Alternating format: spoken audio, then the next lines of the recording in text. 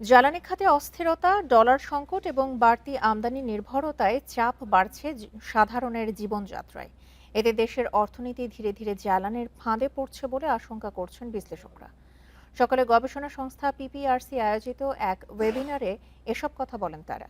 এ সময় PPRC chairman সতর্ক করে বলেন, সংকট মোকাবেলায় কার্যকর পদক্ষেপ নিতে বাধা তৈরি করতে পারে আমলাতান্ত্রিক সীমাবদ্ধতা। এ নিয়ে আলোচনা করতে আমাদের সাথে রাজধানীর মিরপুর থেকে যোগ দিচ্ছেন কৃষি অর্থনীতিবিদ ডক্টর গোলাম রসুল।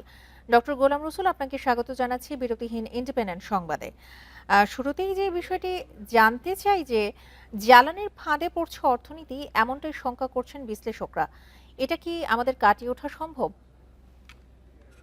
ধন্যবাদ আপনাকে। আমাদের যে যে বিশেষজ্ঞরা যে আশঙ্কা করছে যে বাংলাদেশের অর্থনীতি জ্বালানি ফাঁদে পড়েছে, এটার সঠিক একটা আশঙ্কা।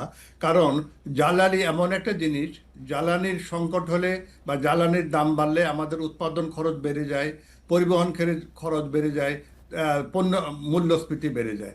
এবং বাংলাদেশে কিন্তু আমরা এই তিনটা সংকটে এখন পাশাপাশি দেখছি।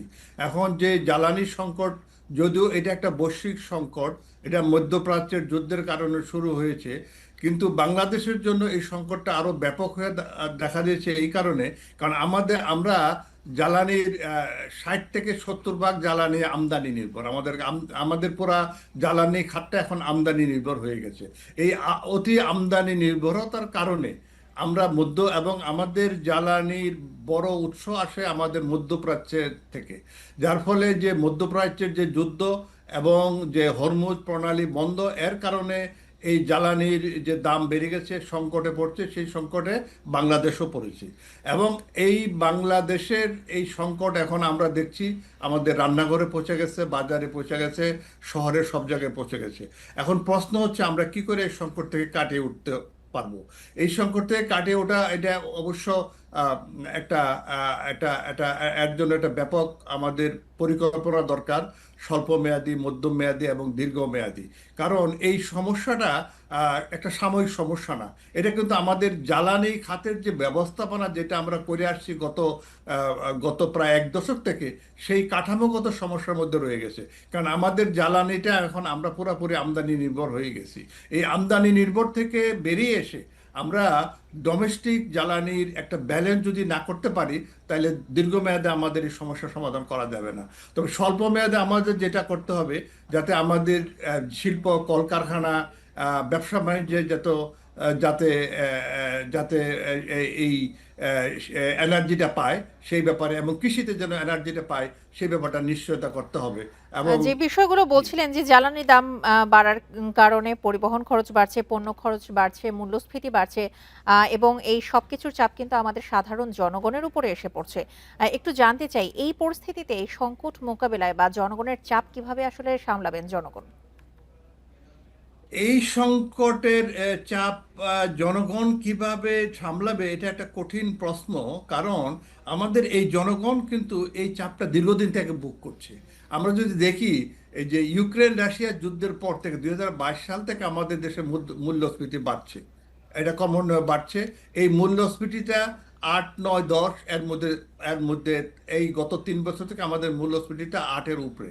এবং এর ফলে আমাদের জনগণের ক্রয় ক্ষমতা অনেক কমে গেছে, কিন্তু সেভাবে তাদের আয় বাড়েনি, তাদের কর্মসংস্থান বাড়েনি। এবং বিশেষ করে আমরা গত 2 বছরে যা দেখেছি, যে আমাদের কর্মসংস্থানের একটা আরও ব্যাপক ক্রাইসিস দেখা দিয়েছে। অনেক শিল্প কারখানা বন্ধ হয়ে গেছে, অনেক ব্যবসা বাণিজ্য বন্ধ হয়ে গেছে, অনেক লোক কর্মসংস্থান হারিয়েছে এই গত 2 বছরের অর্থনৈতিক সংকটের কারণে। এই বর্তমান অবস্থায় যখন এখন আবার জ্বালানির সংকট বাড়ছে এবং মূল্যস্ফীতি বাড়ছে, মূল্যস্ফীতি কিন্তু অলরেডি আমাদের এই এপ্রিলে প্রায় 9.4%। এবং আমার মনে হয় এটা আরও বেড়ে যাবে, যেহেতু এখন জ্বালানির দাম বেড়েছে, এটা 10% ছাড়িয়ে যাবে। এবং বিশেষ করে নিম্ন মধ্যবিত্তের যারা খাদ্য দ্রব্যের উপর অনেক ব্যয় করে, সেই খাদ্য মূল্যস্ফীতি কিন্তু আরও বেশি। সেই জন্য এই এই ব্যাপক ক্রাইসিস থেকে এটার যদি সামলাইতে হয়, এর জন্য সরকারকে আগে আসতে হবে। কারণ নিম্ন মধ্যবিত্ত লোকের এককভাবে এই সমস্যার সমাধান করা যায় না। এর জন্য সরকারের অনেক বাস্তবমুখী পদক্ষেপ দরকার। বিশেষ করে নিম্ন ও মধ্যবিত্তের জন্য টার্গেটেড একটু সহায়তা দিতে হবে।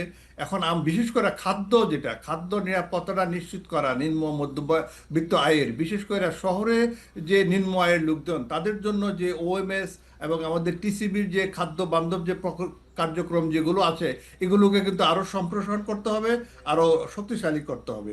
এবং বাজারে যে সিন্ডিকেট এবং মজুতদারির বিরুদ্ধে মানে কঠোর এবং দৃশ্যমান পদক্ষেপ নিতে হবে। এবং বিশেষ করে আমাদের নিত্য প্রয়োজনীয় দ্রব্য খাদ্যদ্রব্যের সাপ্লাই চেনের জন্য কোনো সমস্যা না হয় সে ব্যাপারে সরকারকে সজাগ থাকতে হবে। কাজে সরকারের যথাযথ ব্যবস্থার মাধ্যমে জনগণ এই সমস্যাটাকে সামলাইতে পারবে। এক্ষেত্রে একটু জানতে চাই যে অর্থনীতিকে চাঙ্গা করার কোনো ইতিবাচক খাত কি আপনি দেখতে পাচ্ছেন?